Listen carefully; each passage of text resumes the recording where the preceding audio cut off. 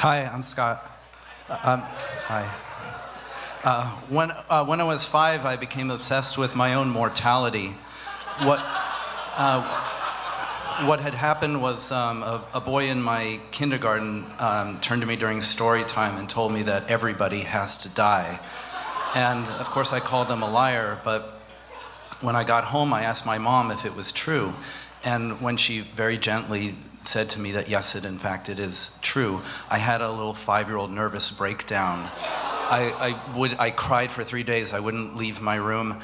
I basically hated my parents at that point because I felt that in giving me life, they had trapped me in this body that's going to die. And it was like the worst form of claustrophobia because I couldn't think of a way out, that didn't involve, dying. And I finally said to my parents, I mean, they did everything they could to console me, but I finally said, look, if you really loved me, you never would have had me.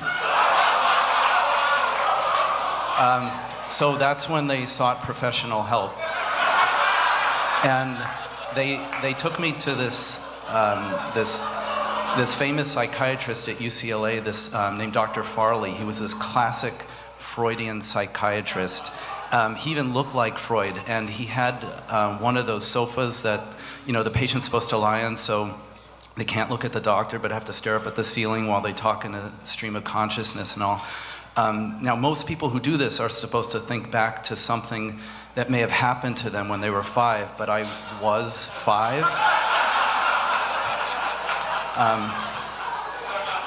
So the reason I'm saying this is to explain where I was when the next thing happened, which is that our family dog died.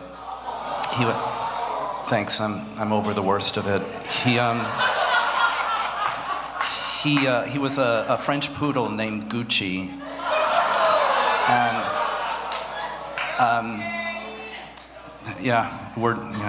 Gucci. And I was really devastated. My grandmother wanted to cheer me up, so she got me this kids' Halloween album, and I still have the album. In fact, I brought in a picture of the cover. Now you can see it's now it looks like fun, and it was. The first side had stuff like Monster Mash on it and stuff, but side 2 was a little bit different. And I'm going to play a track 1 from side 2. But before I play, remember, 6 years old, overwhelming fear of death. Gucci is dead. And Bubby gives me this.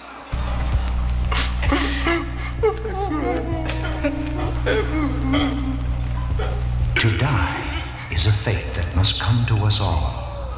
But how horrible to be buried alive. Imagine the hell of lying trapped in your own coffin, your heart beating wildly, every gasping breath using up the valuable oxygen. This death by suffocation has befallen many a demented creature after attempts to claw himself out of his entombment. And so now it goes into the dramatization, where you can hear the guy clawing and gasping and using up all that valuable oxygen. You can stop it. It goes on for another 2 minutes of this. I listen to this album every day. I became obsessed with horror, and in a lot of ways I think it helped me because it allowed me to explore these ideas that were already weighing really heavily on my mind. So the next year I entered 2nd grade, and the teacher asked us to do a book report on any book of our choosing, and this is what I turned in. For my book report, I read The Exorcist by William Peter Blatty. Now, obviously, this book was way above my reading comprehension level, but I struggled through enough of it, and I had seen some scenes from the movie, so I felt confident enough to turn this in. This book was very excellent and interesting, too. It is about the devil who goes into a girl, and so that is why she says bad things to her mom, and when her mom has company over to the house. I would recommend this book because it is fun to read. Many people think this is a scary book, but it really is not, because not that many people get killed. And you never see it when it happens because it is a book. The end. Thanks.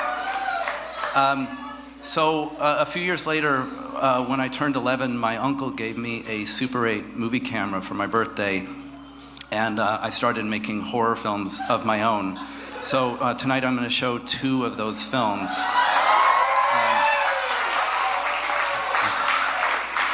The first one is called Maniac, and then its sequel, Maniac 2. They're both based on a film that I never actually got to see. I brought in the poster there, so in Maniac, it starts with me being attacked by a rabid dog, and we had a family dog. My brother's dog. I had found that my brother's dog, Sunshine, would. If I ran around the table a few times, she would get all excited and then jump all over me. So my plan to simulate a dog attack was to run around the table and then have my friend Jimmy start the camera right as I fall into the chair. And I think you'll agree it's the least convincing dog attack ever captured on film. Also, I didn't know how to edit, so everything is shot in sequence with only one take. So I'm going to provide live director commentary. Maniac.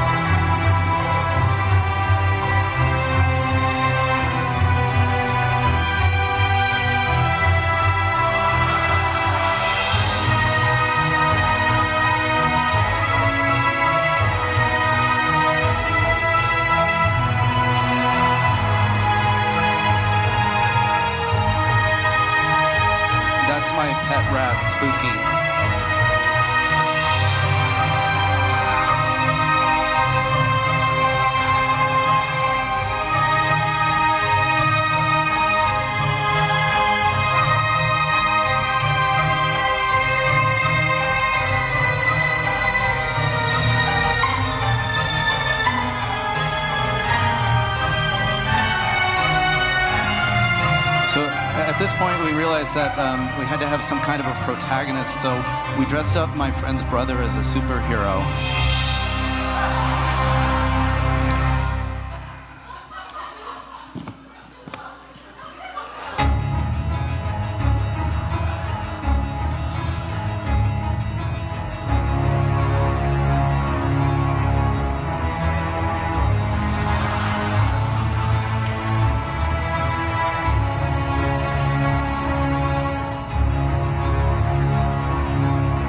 How you knew I was doing my own stunts, because notice the pillows.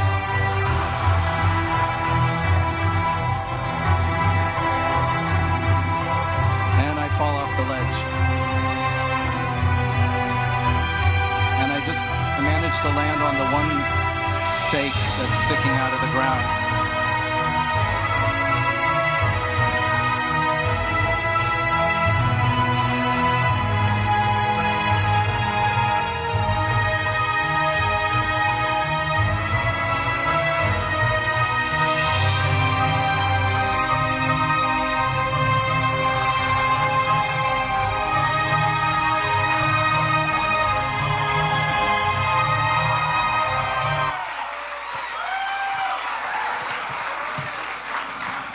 Thank you. My 11-year-old self feels very gratified.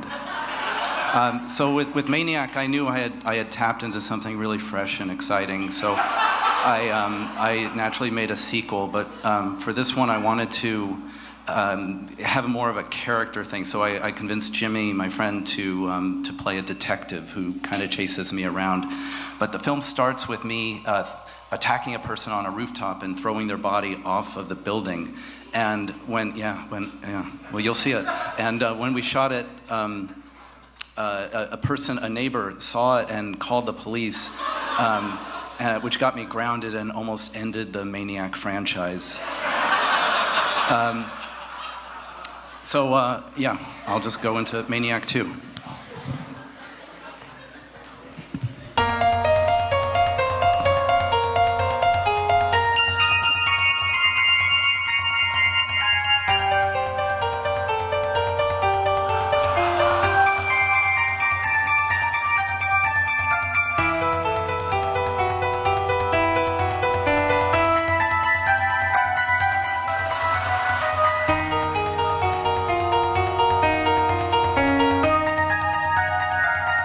That's the other end of the extension cord.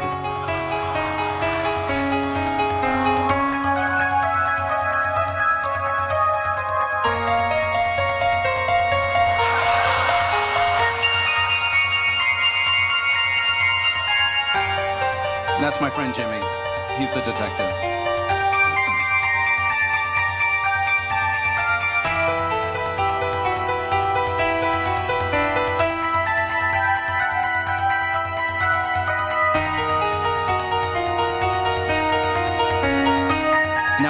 To hide from this detective, so my idea was to change my identity, and I had this magic talisman to help me do that. Totally different person now.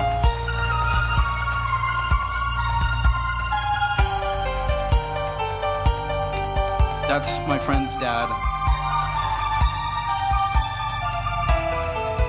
And it was right here that I realized I was supposed to be wearing the mask. So we just reshot the whole thing.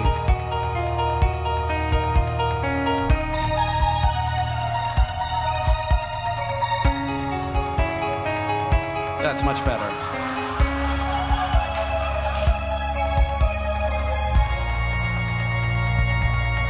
And that's a pillow that I couldn't actually pierce, so I just kept stabbing at it.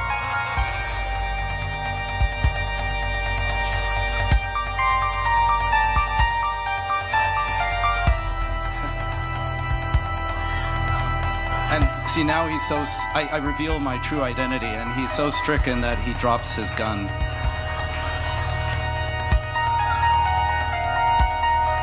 And now he's been bitten, so he's done for.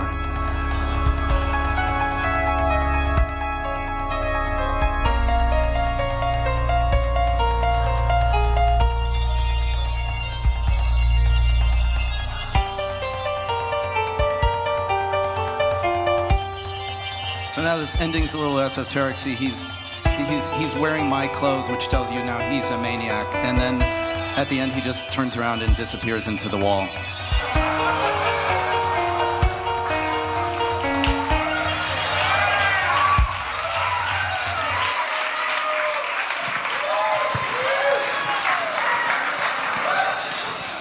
To this day, I still cannot read those credits, so I don't even know who to thank anymore. So I never did make a Maniac 3 because I realized that I wasn't going to star in it, so there was really no incentive. But as far as my fear of death went, I was able to come up with a plan that would allow me to live forever. I had seen a news story on television about a new life support machine that was being installed in a local hospital. And I told my parents that I wanted to grow up to be a doctor because I wanted to work in a place where I'd always be near that machine. But I guess the real end of the story is that 3 years ago, my wife and I had a son, and so now every day I look at him, I just want to say, I am so sorry. You didn't ask for any of this. But on the day when he finally does come to me and ask his own questions about death, I've prepared myself, and I'm going to say to him, go ask your mother. Thanks.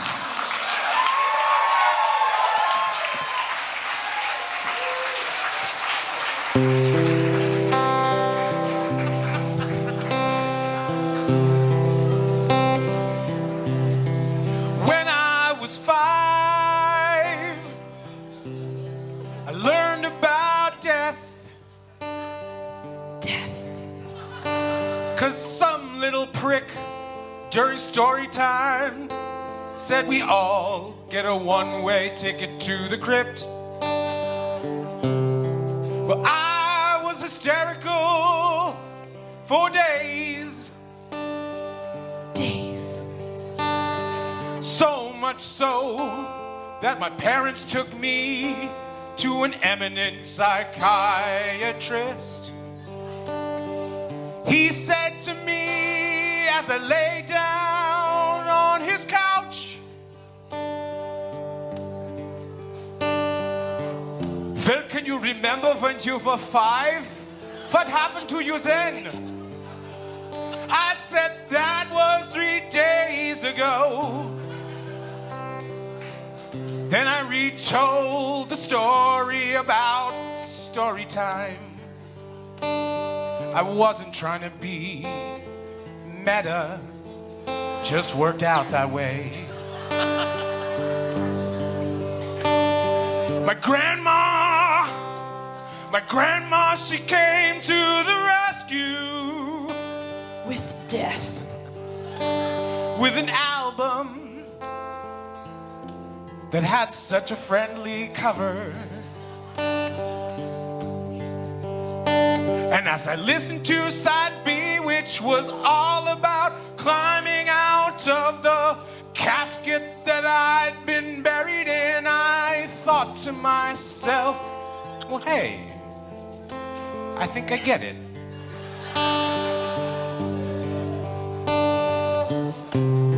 And thus began my relationship with turning mortality on its ear.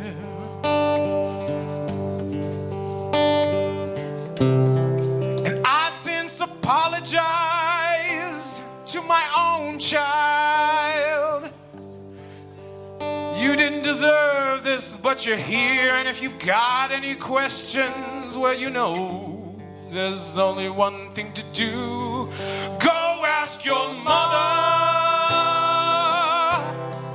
Go ask your mother.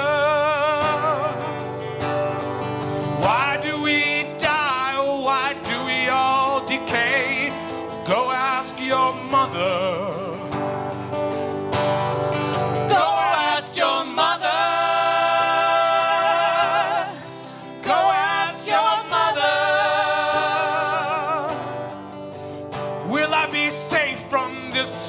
Mortal coil, well, go ask your mother. So I decided to put all of my angst into a creative pursuit with my friends, and I arranged some pillows, and I got the friendliest dog in the world to pretend he's attacking me, and I fell on the pillows. This is all one take, motherfucker. I'm the director, editor, star. Get over yourself. I'm doing it all, even though deep inside I'm suffering and fearing my death. But then I made a sequel and I put on a mask, and now I'm another white kid. How do you ask? Because I did my own take and I switched it all up. And one thing's for sure, I am super fucked up. Ask your mother. Go ask your mother. Because I wished I had done it, but I asked my grandmother and she only further traumatized me. Go ask your mother. Go ask your mother.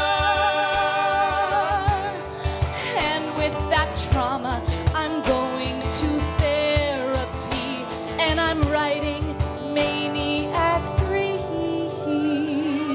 Dedicated to my wife.